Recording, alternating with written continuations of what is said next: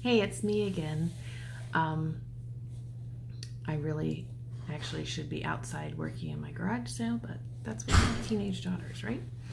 First of all, if you've watched some of the previous videos, you'll know that I'm doing a hymn playing series, just teaching some basic hymn playing tips and techniques. But today, in this video, I would like to talk about why we use this octave movement, why we choose to do a certain type of hymn playing to implement these techniques into our hymn playing. What is the goal behind that?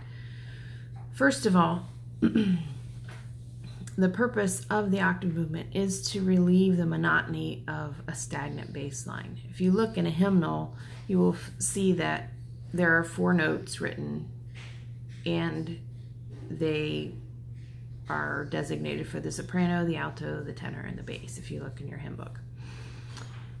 While those notes convey the structure of the hymn, the chord sequences, and all of that, they were never meant to be the accompaniment.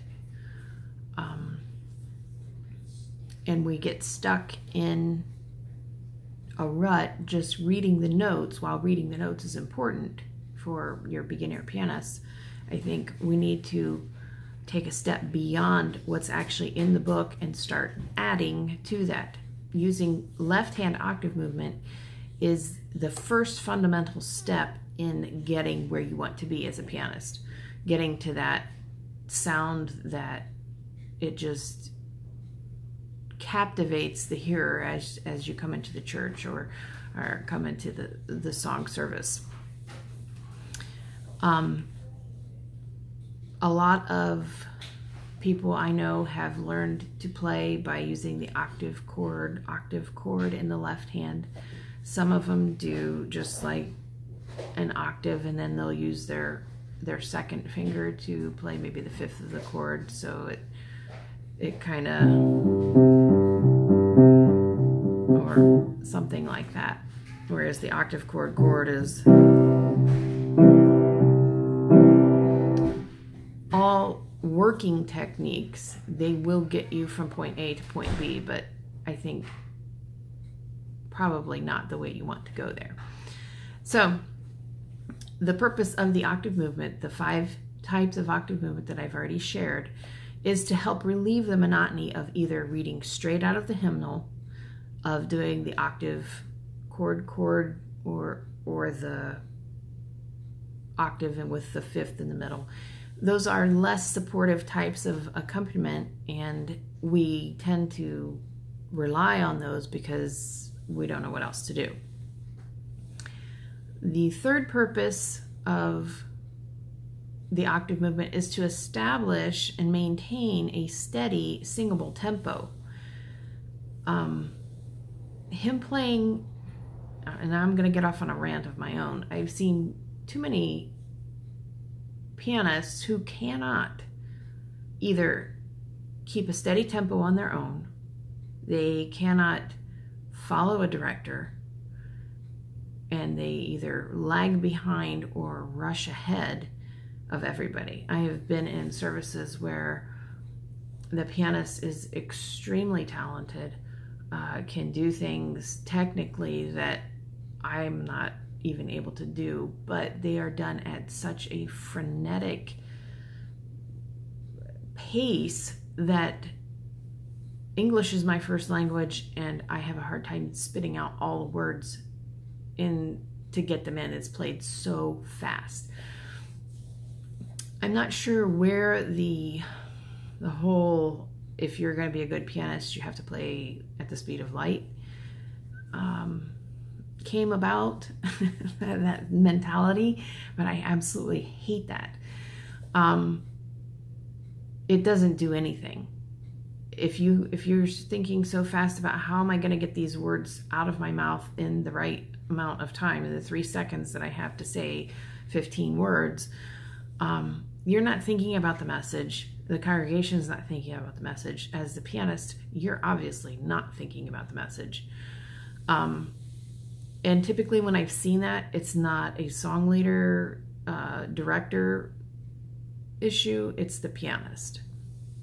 I'm not going to say that all the time, but I would say the vast majority of the time that is the problem.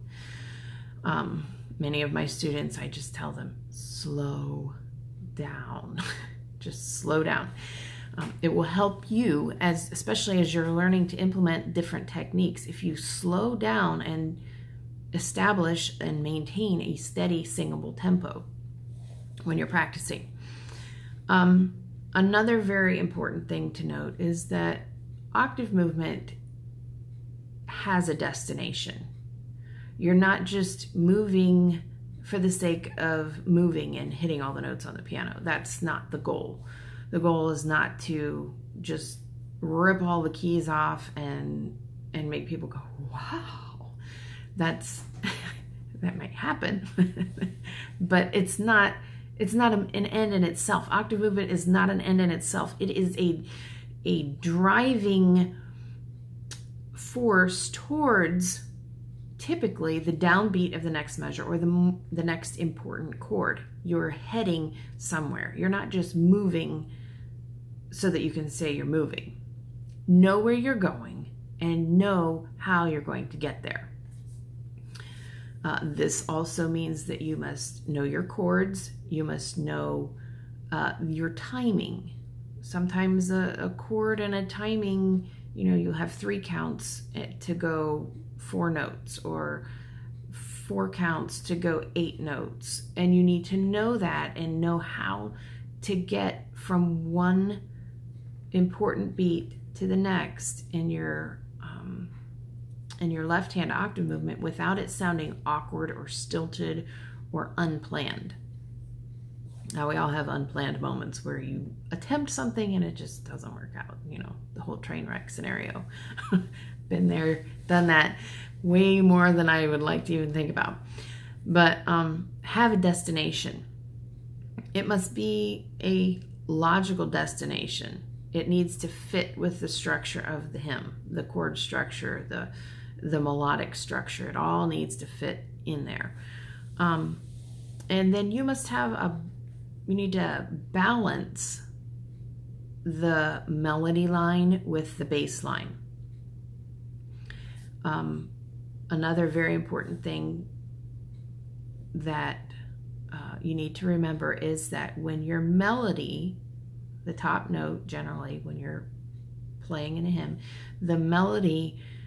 when the melody is going up, your left hand should be going down.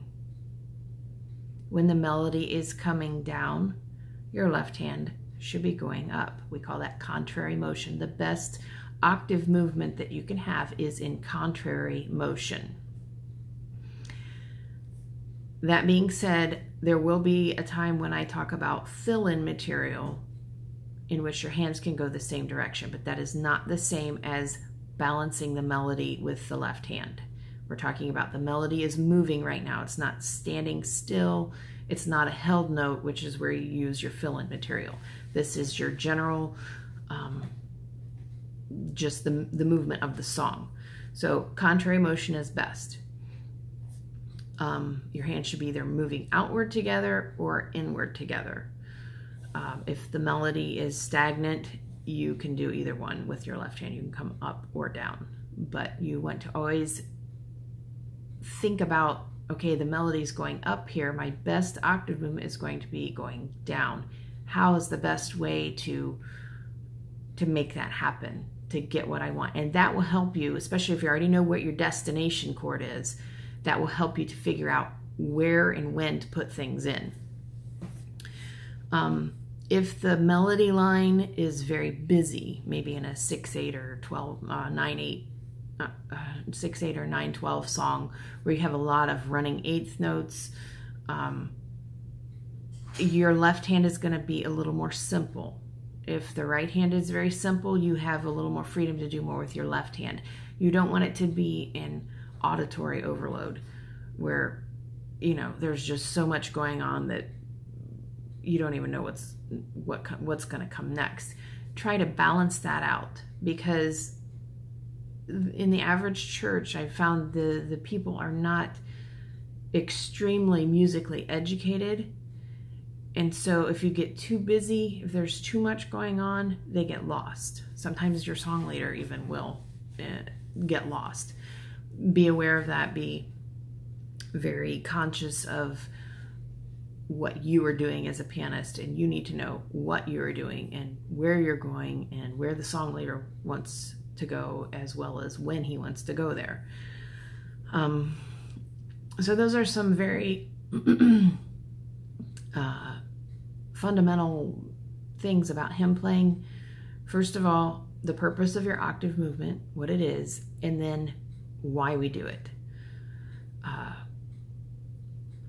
I don't know that there's a whole lot more in this that I need to explain, but this is a very important key to establishing your techniques and using those in a congregational situation. So, that being said, I hope I haven't given you a drink with a fire hose. I hope that if you have any questions or any comments, that you'll let me know, and I'll see you next time.